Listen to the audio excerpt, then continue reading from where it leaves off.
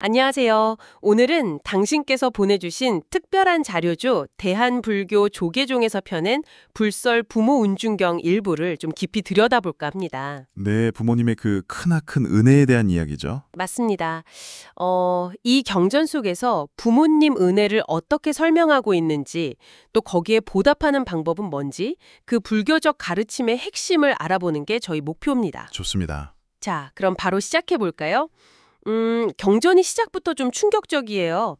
부처님께서 길을 가시다가 마른 뼈 무도기에 다가가서 큰 절을 올리시잖아요. 네, 그렇죠. 제자인 아난존자가 당연히 아니 왜 절을 하십니까? 하고 여쭤보죠. 그랬더니 부처님 대답이 이 뼈들이 혹시하면 전생에 내 부모님이나 조상의 것일 수도 있기 때문이다. 이러시는 거예요. 네, 그게 바로 불교의 윤회 사상하고 딱 연결되는 지점입니다. 그러니까 부모님의 은혜라는 게 뭐랄까 단순히 이번 생에만 해당되는 게 아니라는 거죠. 아, 이번 생만이 아니라? 네, 헤아릴 수 없이 많은 생을 거듭하면서 이어진 아주 깊은 인연이다. 이걸 상징적으로 보여주는 거예요. 그 뼈들이요. 그렇군요. 굉장히 깊은 의미가 있었네요. 근데 또 흥미로운 게 부처님께서 남녀의 뼈를 구분하는 방법을 설명하시는 부분이 나와요. 아, 맞아요. 그 대목. 네. 남자의 뼈는 희고 무거운데 그 이유가 절에 다니면서 불법을 듣고 수행했기 때문이고, 반대로 여자의 뼈는 검고 가볍다. 이거는 자녀를 낳고 기르면서 피와 젖을 엄청나게 소모했기 때문이라고 설명을 하시죠. 그렇죠. 거기서 뭐 서말서대 엉킨 피, 여덟섬 너말 흰젖 이런 구체적인 표현까지 쓰잖아요. 네, 맞아요. 그런 표현이 정말 뭐랄까 확 와닿더라고요. 바로 그겁니다. 이 설명이 사실은 경전 안에서 어머니의 그 육체적인 희생을 아주 극적으로 강조하는 역할을 하는 거예요. 그래야 듣는 사람이 이게 정말 보통 일이 아니구나 하고 느끼게 되니까요. 아, 감정적으로 와닿게 하려는 거군요. 네.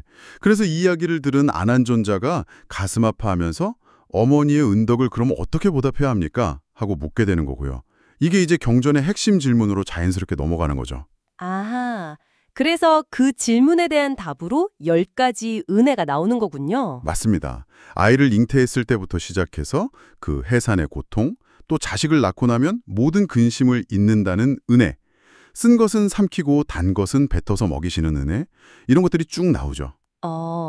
특히 그 진자리 마른 자리 가려 누이는 은혜나 손발이 닳도록 깨끗이 씻어주신 은혜 같은 건 정말 생생해요. 어머니의 끊임없는 보살핌이 막 그려지고요. 그렇죠. 그런 구체적이고 감정적인 묘사들이 단순히 부모님은 희생하셨다, 이렇게 설명하는 걸 넘어서는 거예요. 듣는 이로 하여금 깊이 공감하고 그 은혜가 정말 무겁구나, 이걸 실감하게 만들려는 의도인 거죠. 추상적인 은혜를 아주 구체적인 경험으로 느끼게요. 그런데 또 경전은 이런 큰 은혜를 잊고 불효하는 모습들도 지적하잖아요. 네, 그것도 아주 날카롭게 지적합니다. 부모님께 함부로 대하고 가르침은 그냥 무시하고 또 타향에 가서 부모님은 까맣게 잊고 살거나 심지어 늙고 병든 부모를 부끄러워하고 돌보지 않는 그런 모습들까지요. 참 안타까운 모습들인데요. 그리고 나서 이 은혜가 얼마나 큰지를 다시 한번 강조하기 위해서 어떤 극단적인 방법을 써도 다 갚을 수 없다고 설명합니다. 이게 또 아주 강렬하죠. 양 어깨에 부모님을 업고 수미산을 100,000번 돌아도, 그래서 막 뼈가 닳아 골수에 이르러도 안 된다는 거요. 네, 그거 말고도 자기 눈을 도려내거나 심장을 베어 바쳐도 아니면 뭐 자기 몸을 태워서 공양을 해도 그 은혜는 자 갚을 수가 없다, 이렇게까지 이야기해요.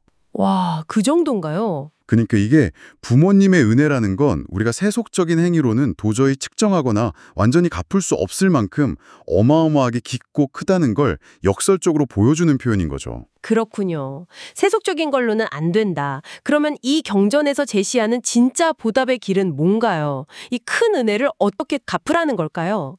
네, 바로 그 지점입니다. 경전은 그래서 불교적인 실천을 효도의 길로 제시해요. 세속적인 걸 넘어서서요. 불교적인 실천이요. 예를 들면 어떤?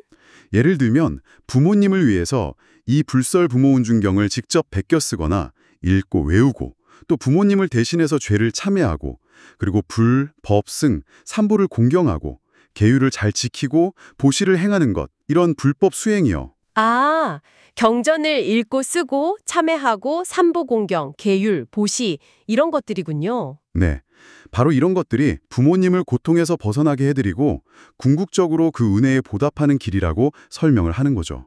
반대로 불효하면 가장 무서운 아비무관 지옥에 떨어진다고 강력하게 경고하고요. 와, 정말 명확하네요.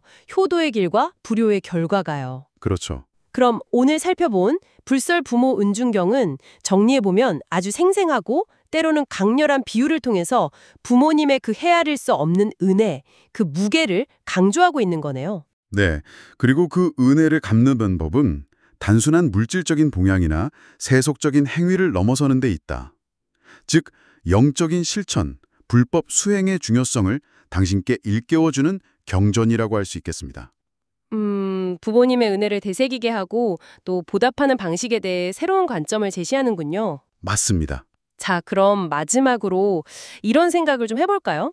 이 경전의 가르침처럼 만약 부모님을 위한 영적인 실천이나 이 경전의 가르침을 널리 알리는 행위가 은혜를 갚는 중요한 방법이 될 수 있다면 오늘날 우리는 부모님과의 관계를 어떻게 좀 새롭게 바라볼 수 있을까요? 네, 좋은 질문이네요. 단순히 물질적으로 잘 해드리는 걸 넘어서는 효의 의미는 과연 무엇일지.